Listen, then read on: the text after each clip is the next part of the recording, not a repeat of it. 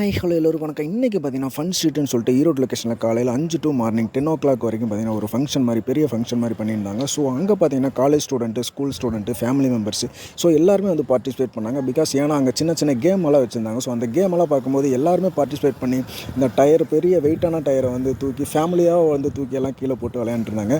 அதுக்கப்புறம் பார்த்தீங்கன்னா அந்த கயிறு இழுத்தல் போட்டி, அப்புறம் சாக்கு போட்டி, குழந்தைகளுக்கான சாக்கு போட்டி, கிரிக்கெட்டு, ஸோ அண்ட் ஆஃப்டர் பார்த்தீங்கன்னா இந்த காவடி, இந்த நாட்டுப்புற கலைகளான டான்ஸ் இது எல்லாமே வச்சுருந்தாங்க. கூட்டமும் பார்த்தீங்கன்னா கிட்டத்தட்ட 20,000 30,000 பேர் வந்திருந்தாங்க. ஸோ காலையில் இயர்லி மார்னிங்காக இத்தனை பேர் வருவாங்கன்னு நான் நினச்சி கூட பார்க்கல. பட் இருந்தாலும் ஸோ ஃபங்க்ஷனும் அங்கே இருக்கிற பீப்புள்ஸும் பார்த்தீங்கன்னா அவ்வளோ ஹாப்பியாக ஃபீல் பண்ணாங்க. எல்லா கேம்ஸும் இருந்தது. எல்லாருமே ஜாலியாக என்டர்டைன்மெண்ட்டாக விளையாண்டுட்டு எல்லாருமே டான்ஸ் ஆடிட்டு ஸோ அவ்வளோ என்ஜாய்மெண்ட்டாக இருந்தது. ஸோ இயர்லி மார்னிங் இவ்வளோ கேம்ஸு இவ்வளோ ஃபங்க்ஷன்ஸ் வச்சது எல்லா மக்களுக்கும் அவ்வளோ ஹாப்பியாக ஃபீல் பண்ணாங்க. ஃபங்க்ஷனோட முக்கிய நோக்கமே யாரும் குடிப்பழக்கத்துக்கு அடிமையாகக்கூடாது அப்படின்றதுக்காக தான். ஸோ இந்த மாதிரி வீடியோ உங்களுக்கு பிடிச்சிருந்தா லைக் பண்ணுங்கள், ஷேர் பண்ணுங்கள், மறக்காமல் சப்ஸ்கிரைப் பண்ணுங்கள்.